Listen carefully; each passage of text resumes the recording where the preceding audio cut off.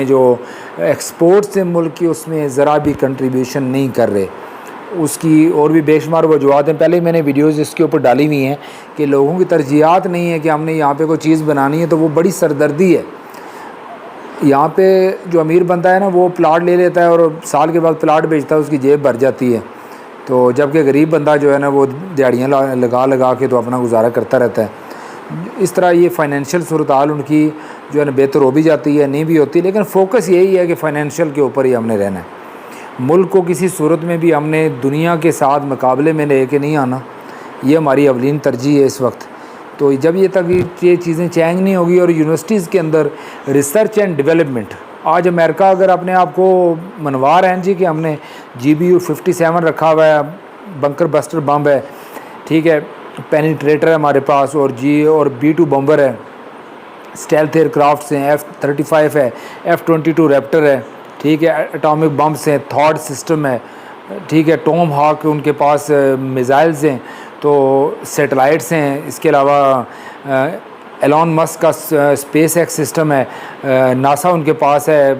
हर चीज़ के ऊपर वो आप देख रहे हैं कि किस तरह बरतरी हासिल किए हुए हैं पूरी दुनिया के अंदर। तो बेसिकली उनके यूनिवर्सिटी से ही आगे रिसर्च एंड डेवलपमेंट का काम शुरू हुआ है।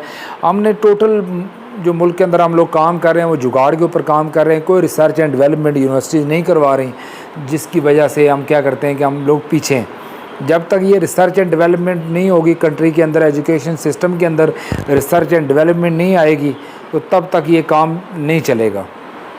तब तक आप जो है ना तजर्बात करके और चीज़ को अंडरस्टैंड करके आप नहीं चलेंगे। मैं आपको एक एग्जांपल देता हूँ कि एक कोई शेड बनाते हैं आप, ठीक है, उसके अंदर आपने पिलर नहीं देना, तो हम क्या करते हैं एक अंदाजे के साथ हम कहते हैं जी यहाँ पर प्लेट होनी चाहिए, यहाँ पे सपोर्ट होनी चाहिए, यहाँ पे सपोर्ट होनी चाहिए। हमारे पास कोई रिसर्च एंड डेवलपमेंट नहीं है, R&D नहीं हमने उसकी की हुई।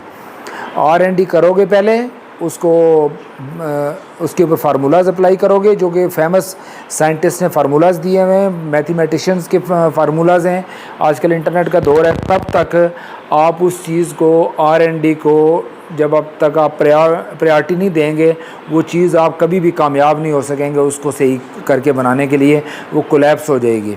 इस तरह बिल्डिंग्स वगैरह हम बनाते हैं तो वो भी खाली होती हैं, मतलब जब कोई बड़ा अगर अर्थक्वेक आता है तो वो तबाह हो जाएंगी।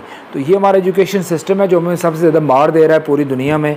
हमारी रिसर्च एंड डेवलपमेंट में हम बहुत पीछे हैं और इंडस्ट्री हमने प्रायोरिटी नहीं समझा हुआ। इस वजह से पाकिस्तान के अंदर एजुकेशन सिस्टम बहुत ज़्यादा जो है ये ख़राब हुआ है।